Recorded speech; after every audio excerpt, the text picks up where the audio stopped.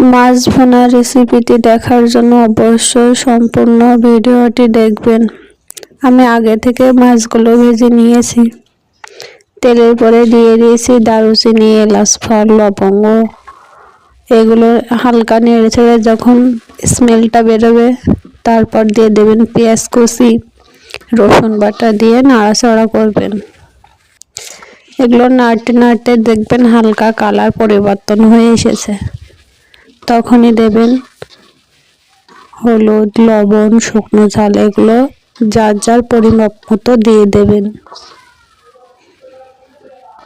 আমি এখানে 1 টেবিল চামচ লবণ দিয়েছি, 1 টেবিল চামচ হলুদের গুঁড়া দিয়েছি, 1 টেবিল চামচ দিয়েছি শুকনো ঝালের গুঁড়া।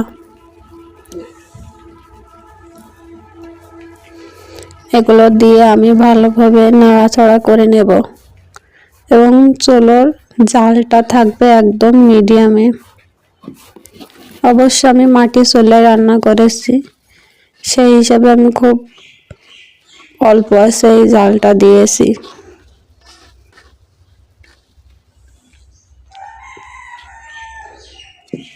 এগুলো নাড়াচাড়া করার পর কিছুক্ষণ পর আমি দিয়ে দেবো পানি। আমি এখানে গরম পানি অ্যাড করেছি। গরম পানি দিলে ভালো হয়। গরম পানি হাতের কাছে না থাকলেও আপনারা সাধারণ ট্যাপের পানি দিয়ে দেবেন। পানিটা দেবার পর পানিটা আপনারা ফুটিয়ে তুলবেন। পানিটা যখন ফুটে উঠবে, বলক চলে আসবে, তখন আপনারা মাছগুলো দিয়ে দেবেন। মাছ দিয়ে দেওয়ার পর বেশি জ্বালানো দরকার নেই।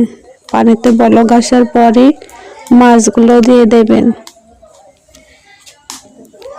মাছগুলো দিয়ে দেওয়ার পর আপনারা ঢাকনা দিয়ে ঢেকে একটু বলক ওঠার পরই নামিয়ে ফেলবেন।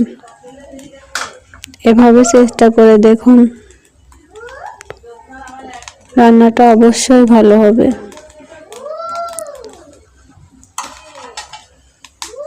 এবং নামানোর আগে অবশ্যই ঝাল ও নুন চেক করে দেখবেন। দেখুন কতটা সুন্দর কালার আসছে।